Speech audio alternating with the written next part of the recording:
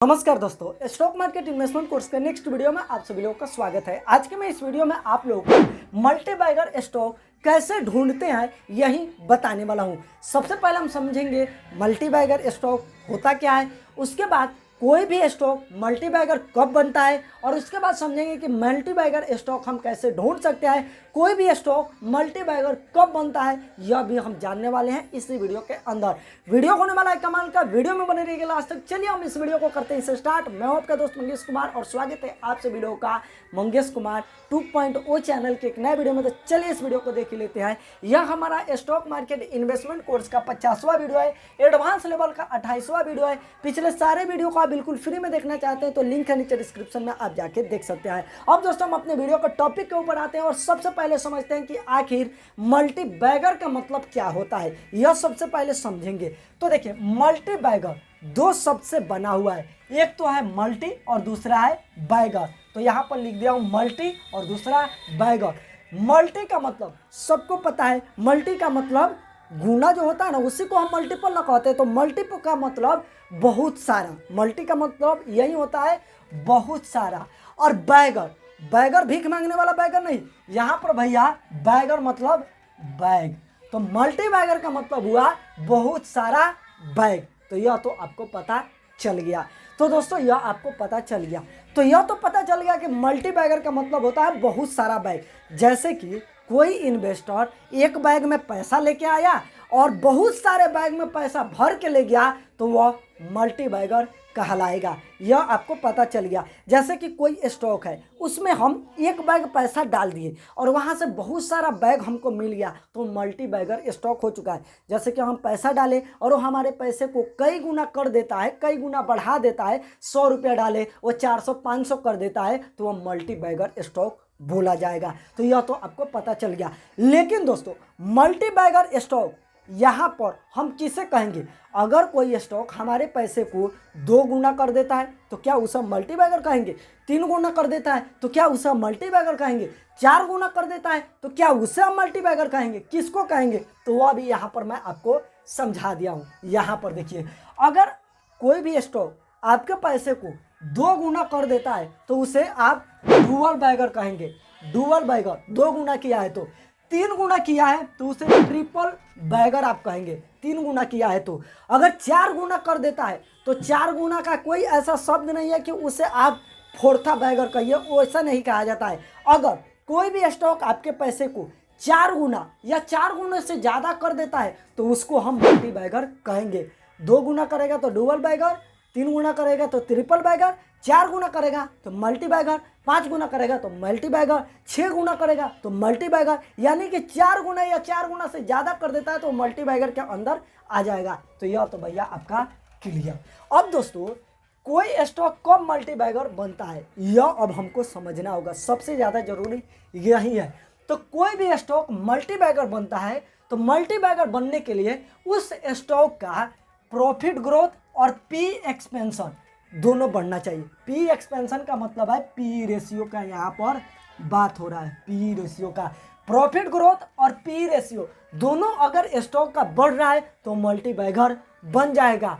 Note में मैं यहाँ पर लिख गया हूँ, इन दोनों में से प्रॉफिट ग्रोथ और पी रेशियो में से कोई भी अगर कम होता है तो वह स्टॉक मल्टी बैगर नहीं बन पाएगा। यह दोस्तों साफ साफ आप जान लीजिए। तो यह तो भैया आपका क्लियर। अब दोस्तों हम समझते हैं कि आखिर प्रॉफिट ग्रोथ क्या होता है और पी रेशियो क्या होता है। यह समझना सबसे ज़्यादा जरूरी है, तभी हमको पता चलेगा कि यह बढ़ेगा कैसे। तो देखिए, प्रॉफिट ग्रोथ का मतलब होता है कि कंपनी पैसा कमाई और कंपनी का पैसा जो कमा रही है तो उसका प्रॉफिट बढ़ रहा है, इसी को प्रॉफिट ग्रोथ कहा जाता है। कंपनी का शेयर प्राइस तभी बढ़ता है, तभी बढ़ेगा। देखिए, प्रॉफिट ग्रोथ, प्रॉफिट ग्रोथ कैसे बढ़ेगा? कंपनी पैसा कमाएगी तो उसका प्रॉफिट ग्रोथ बढ़ेगा और प्रॉफिट बढ़ेगा तो कंपनी का शेयर प्राइस बढ़ेगा। तो कंपनी का शेयर प्राइस तभी बढ़ेगा जब उसका प्रॉफिट बढ़ेगा, यानी कि कंपनी पैसा कमाएगी। यहाँ पर शेयर प्राइस मैं इसलिए रखा हूँ क्योंकि प्रॉफिट बढ़ेगा तो शेयर प्राइस बढ़ेगा। और सारा खेल यहाँ पर हम स्टॉक मार्केट में इन्वेस्ट कर रहे हैं तो कंपनी के शेयर खरीदते हैं, और शेयर जितना पे हम खरीद लिए उससे ज़्यादा पे हमको बेचना होगा, इसलिए शेयर प्राइस बढ़ाना है। इसलिए मैं यहाँ पर शेयर प्राइस लिख जाऊँ। कंपनी का शेयर प्राइस तभी बढ़ेगा जब उसका प्रॉफिट बढ़ेगा, यानी कि प्रॉफिट ग्रोथ बढ़ेगा। यह आपका क्लियर। कोई भी इन्वेस्टर कंपनी में तभी इन्वेस्ट करता है जब कंपनी का प्रॉफिट बढ़ता है।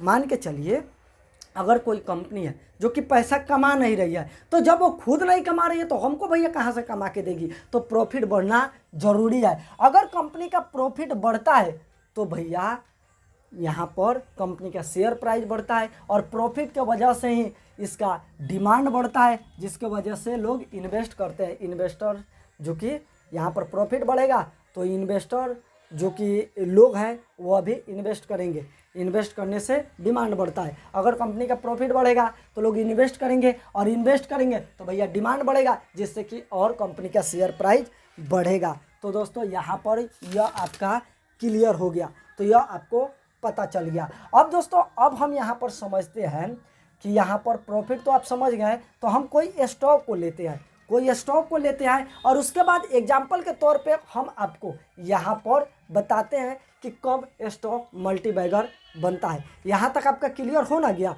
तो आइए हम मान लेते हैं कि कोई एक स्टॉक है जिसका ईपीएस का मतलब होता है अर्निंग पर शेयर, यानी कि कंपनी के बहुत सारे शेयर हैं, तो एक शेयर पे इन्वेस्टर को कितना पैसा मिल रहा है वही होता है ईपीएस। अगर आप हमारे पिछले वीडियो को देखते आ रहे हो तो आपको अच्छा तरीके से पता होगा। ईपीएस यानी कि अर्निंग पर शेयर। एग्जाम्पल के तौर पे हम समझें, देखिए एग्जाम्पल के तौर पे समझा रहे हैं। एग्जाम्पल के तौर पे समझ लीजिए कि कोई स्टॉक है जिसका ईपीएस 100 रुपये का है, 100 रुपये का उसका जो कि यहाँ पर ईपीएस है, अर्निंग पर शेयर है।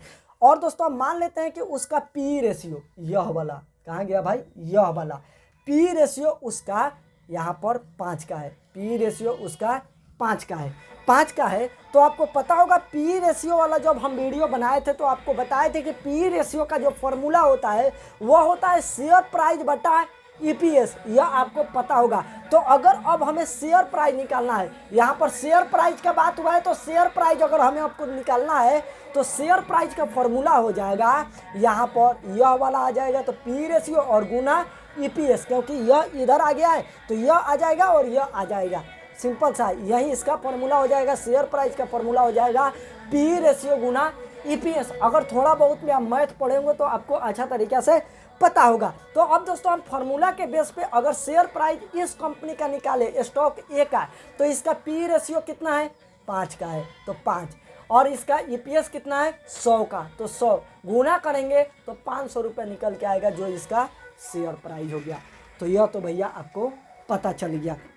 अब दोस्तों मान लेते हैं एग्जाम्पल के तौर पे अगले साल यही जो कंपनी है वह अगले साल अपने प्रॉफिट को 50% से बढ़ाती है, बढ़ा लेती है 50% से, 50% से वह अपने प्रॉफिट को बढ़ा लेती है, तो उसका जो ईपीएस है कहाँ गया भाई, उसका अर्निंग पर शेयर वो भी 50% से बढ़ेगा। तो पहले 100 का था तो अब भैया यहाँ पर 150 का हो जाएगा, 50% बढ़ेगा। तो और मान लेते हैं कि उसका पी रेशियो अभी भी 5 का ही रह रहा है, अभी भी 5 का ही रह रहा है। तो अगर अब हम शेयर प्राइस निकालें तो पी रेशियो गुना शेयर प्राइस, पी रेशियो गुना ईपीएस, तो कितना हो जाएगा, 5 गुना 150, 750 रुपये।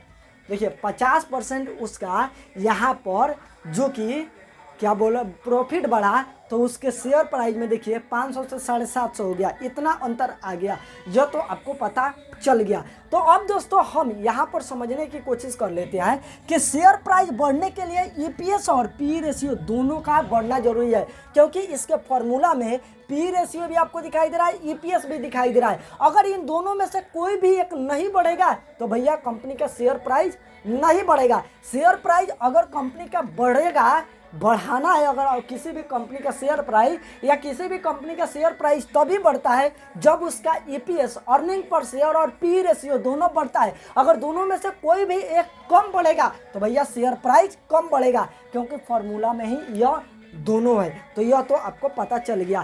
तो दोस्तों यहाँ पर ईपीएस जैसे कि हम आपको बताएं, यहाँ पर हम ईपीएस आपको बता रहे हैं, ईपीएस बता रहे हैं। तो ईपीएस तो आपको पता चल गया कि भैया प्रॉफिट बढ़ता है तो ईपीएस बढ़ता है, लेकिन यह पी रेशियो कब बढ़ता है, जरूरी है पी रेशियो ना है।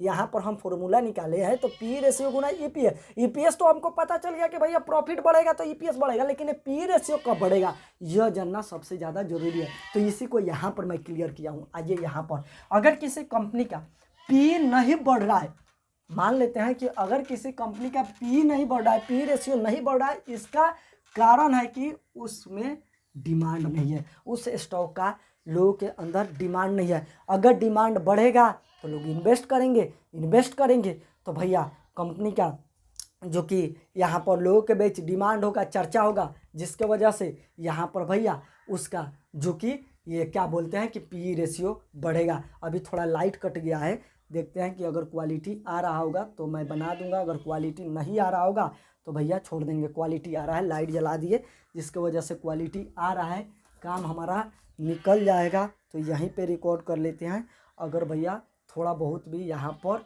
अगर हम ताम झाम करेंगे तो पता नहीं लाइट अब कब आएगा। तो यहाँ पर मैं आपको समझाने की कोशिश करता हूँ। अगर मैं इसे यहाँ पर रख दूँ तो भैया प्रॉपर लाइट जा रहा है। तो अब दोस्तों हम बताते हैं, अगर किसी कंपनी का पी नहीं बढ़ रहा है, इसका कारण है कि डिमांड नहीं आ रहा है उस स्टॉक के अंदर। अगर डिमांड आएगा जिसकी वजह से ज़्यादा लोग इन्वेस्ट करेंगे, ज़्यादा लोग इन्वेस्ट करेंगे तो ज़्यादा चर्चा होगा, ज़्यादा पैसा जाएगा, जिसकी वजह से पी उसका बढ़ेगा।